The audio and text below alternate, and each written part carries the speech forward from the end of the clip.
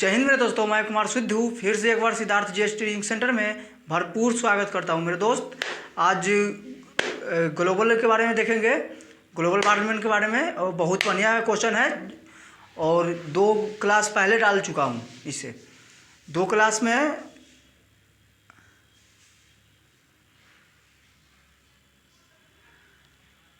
जय हिंद मेरे दोस्तों, मैं कुमार सिद्धू एक बार फिर से सिद्धार्थ जीएस टीचिंग सेंटर में भरपूर स्वागत करता हूं। मेरे दोस्त आज की क्वेश्चन रहेगा ग्लोबल वार्मिंग से, बहुत महत्वपूर्ण क्वेश्चन है और 2 लेक्चर इससे पहले डाल चुका हूं, उसको आप ज़रूर देखिएगा, तब अगला समझ में आएगा। तब तक अब स्टार्ट करते हैं ग्लोबल वार्मिंग।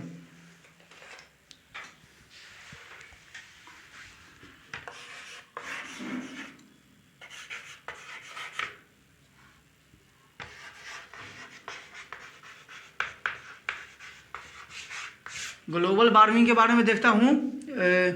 वैश्विक तापन,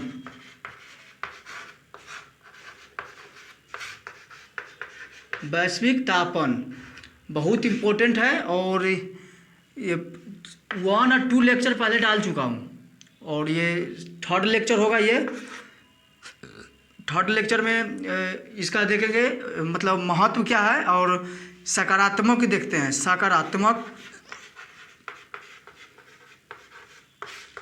प्रभाव। उसके बाद देखेंगे नकारात्मक प्रभाव। ये फर्स्ट सेकेंड, ये आज 2 के ऊपर चर्चा करेंगे और ये बहुत इम्पोर्टेंट है ये दोनों।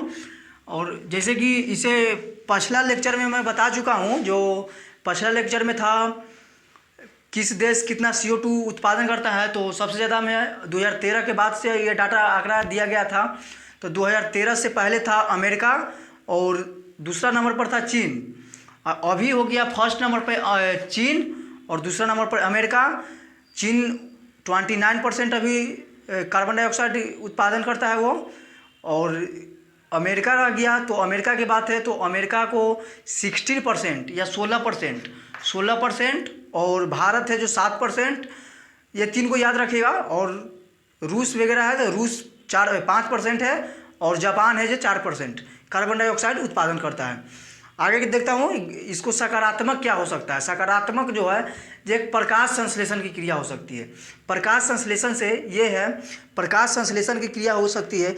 इसमें प्रति पौधा उत्पादन हो सकता है। क्या होगा? इसमें प्रति पौधा उत्पादन होगा और इससे प्रति पौधा उत्पादन होने के बाद लेकिन परिणामी उत्पादन बहुत कम होगा।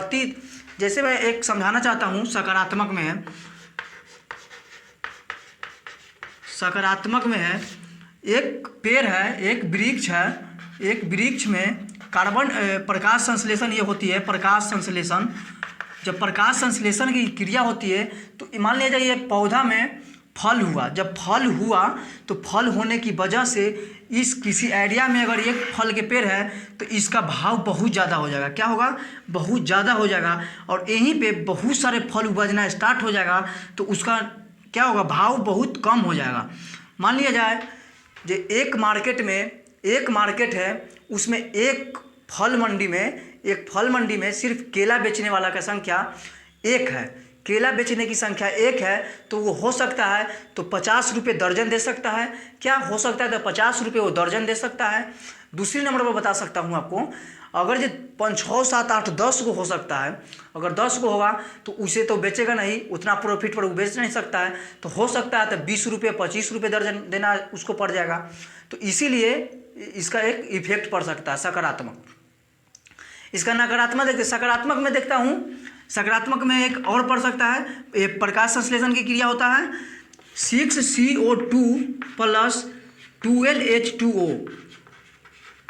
क्या 6CO2 + 12H2O को अभिक्रिया कराने से क्या होता है? 6C6H12O, C6H12O11 O6, 6C6H22O6 का उत्पादन ही क्या होता है? प्रकाश संश्लेषण,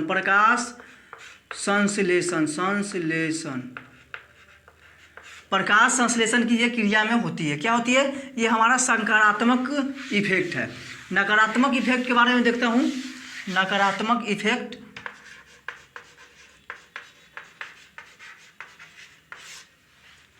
नकारात्मक इफेक्ट जब कार्बन डाइऑक्साइड की मात्रा अगर बढ़ेगी, जब कार्बन डाइऑक्साइड की मात्रा बढ़ेगी तो हो सकता है जो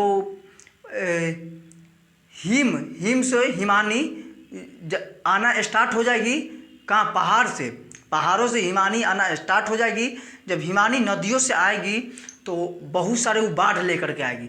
जब बाढ़ लाएगी तो उससे सूखा भी पड़ेगा। जब बाढ़ आने की वजह से उससे सूखा भी पड़ेगा। इसका पहला इफेक्ट ये है। क्या है पहला इफेक्ट में? हिमानी के आना, हिमानी नदी के द्वारा आना। दूसरे नंबर पे तो समुद्र, जब बाढ़ लेकर के आएगी तो ये समुद्र में जाएगी। कहाँ जाएगी? समुद्र में जाएगी। समुद्र में जाएगी तो एक ग्लेशियर का निर्माण होगा। क्या? ग्लेशियर। जब ग्लेशियर होगी तो ग्लेशियर दो पार्टों में ये डिवाइड हो जाएगी। क्या होगी? दो पार्टों में डिवाइड हो जाएगी। एक आयताकार प्रसार होगी, एक ग्लेशियर पानी होगी। क्या होगा? ग्लेशियर पानी, ग्लेशियर पानी। इसका आयतन भी बढ़ेगी। क्या होगी? आयतन भी बढ़ेगी। आगे की ओर देखता हूँ। 3 नंबर में होगा सुनामी, भूकंप आने की। इसका क्या होगा? जब कार्बन डाइऑक्साइड की मात्रा बढ़ेगी या ग्लोबल वार्मिंग जब ग्लोबल वार्मिंग होगी तो क्या हो सकती है? ग्लोबल वार्मिंग होने की मतलब भूकंप भी आ सकती है। क्या हो सी? जब ये आने की वजह से जब ग्लेशियर, जब पानी में ये जाएगी, जब पानी समुद्र में जाएगी तो समुद्र में गिरने के बाद क्या हो सकती है? एक सुनामी आने की उससे संभावना रहेगी, भूकंप आने की संभावना रहेगी।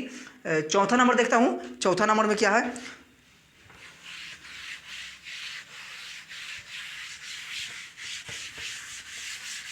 नकारात्मक बता रहा हूँ, नेगेटिव। जब समुद्र की सतह से 27 डिग्री सेल्सियस, जब समुद्र की सतह में 27 डिग्री सेल्सियस से जब अधिक ऊपर बढ़ेगी तो उस जगह पर क्या हो सकती है? जब 27 डिग्री से ऊपर बढ़ेगी तो एक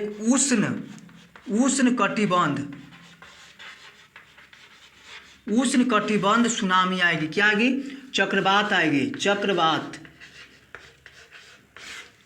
उष्ण कटिबंध चक्रवात आएगी। क्या आएगी? उष्ण कटिबंध चक्रवात आएगी। तो इससे हमारा क्षति हो सकती है। क्या होगी? इससे हमें क्षति हो सकती है। आगे की ओर देखता हूँ। अगला हो जाएगा तापमान बढ़ेगा। क्या होगा? तापमान बढ़ेगा। तापमान बढ़ने के बाद ये क्या हो सकती है? पानी की बाष्पीकरण होगा।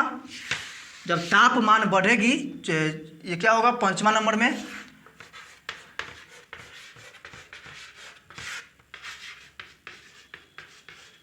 तापमान बढ़ेगी। जब तापमान बढ़ेगी तो इससे क्या होगा? जल में बाष्पीकरण होगा। क्या होगा? बाष्पीकरण होगा। ये बाष्पीकरण होगी। बाष्पीकरण की जब क्रिया होगी तो ऊपर में बादल बनाएगी। बादल बनाएगी।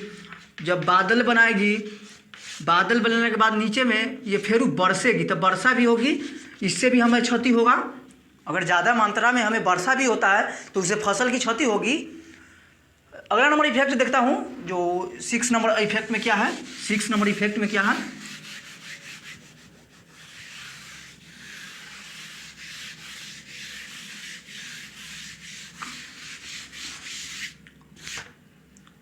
सिक्स नंबर में होगा जब टेम्परेचर बढ़ेगी तो पौधों में बीमारियां होना, कवक की बढ़ना तय है। कवक या अन्य जीव भी बढ़ना तय हो जाएगा।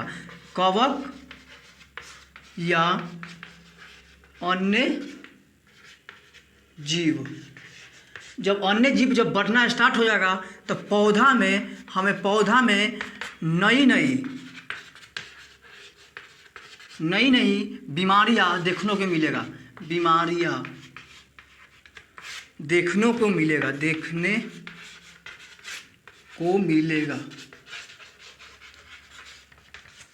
क्या होगा, जब पौधा में नई नई बीमारियां देखने को मिलेगा, इससे मच्छर का निर्माण होगा। क्या होगा, जब टेम्परेचर बढ़ने की वजह से मच्छरों का निर्माण होगा। जब मच्छर की निर्माण होगी तो अधिक टेम्परेचर के बढ़ने से आर्द्रता भी आएगी। क्या आएगी, आर्द्रता भी आएगी। तापमान बढ़ने से उष्णकटिबंध में तापमान बैक्टीरिया होने के कारण बड़ी संख्या में जंतु और उत्पादकों की प्रजातियां विलुप्त हो जाएगी। अगर टेम्परेचर ज़्यादा होने की वजह से नई नई प्रजातियां उत्पन्न भी होगी तो बहुत सारी प्रजातियां का नष्ट भी हो सकती है। क्या हो सकती है, नष्ट भी हो सकती है। नष्ट भी हो प्रजातियां, नई प्रजातियां, इसको आप ध्यान में रखिएगा। इसे हम लोग के ही नुकसान है, ये अदरवाइज किसी भी को नहीं नुकसान है, ये हम लोग का ही नुकसान है। अगला देखता हूँ, प्रवाल विरंजक हो जाएगा। समुद्र का जीव है जिसे समुद्र का जीवों का लगभग 40 से 45% जीव निर्भर करता है। जैसे प्रवाल जो होता है विरंजक, प्रवाल विरंजक, ये समुद्र का जीव इस पे 40 से 45% निर्भर रहता है। किससे, परवल विरंजक पर। परवल विरंजक पर 9 नंबर हो जाएगा शायद। परवल विरंजक पर 40 से 45% जीव समुद्र में निर्भर इसी पर रहते हैं, इसी को खाते हैं, इसी को पीते हैं। तो इसको अगर ये टेम्परेचर बढ़ने की वजह से परवल का विरंजक को नष्ट हो जाएगी, ये प्रजातियाँ खत्म हो जाएगी, तो हो सकता है बहुत सारे समुद्र के जीव जंतु मारे जाएंगे, बहुत सारे जीव जंतु समुद्र के मारे जाएंगे। अगला नंबर देखता हूँ, अगला नंबर में क्या है, समुद्र ओजोन का क्षरण बढ़ेगा। जब ओजोन क्षरण है वो बढ़ेगा टेम्परेचर की वजह से, तो पराबैंगनी किरण वगैरह आएगी, तो उससे मनुष्य के पराबैंगनी किरण अगर ये टच करेगी तो कैंसर वगैरह होने की डर रहता है। तो इससे भी हमारी ही हानिकारक होगा। क्या होगा, इससे हमें हानिकारक होगा। अगला नंबर देखता हूँ, सौर विकिरण में विभिन्नता।